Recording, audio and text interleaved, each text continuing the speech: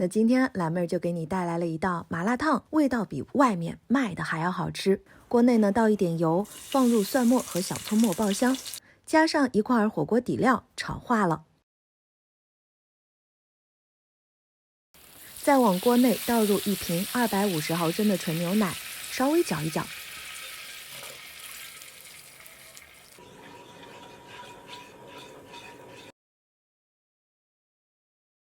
随后呢，倒入500毫升的清水，这个比例的奶汤吃着会非常的香，而且还不腻。用大火煮至，煮到锅内的汤汁沸腾，用漏勺捞出里面的渣子，把小香肠打个十字花刀，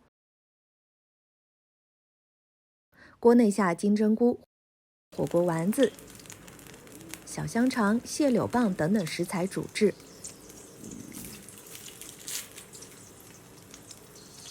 倒入一点生抽调味，再加一点盐。等小香肠煮开花了，下豆芽，稍微煮一煮。等到豆芽变软之后呢，放入龙口粉丝。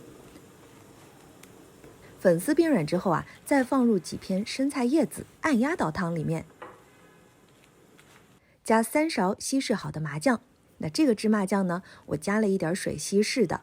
将芝麻酱与锅内的汤搅拌均匀就可以出锅了。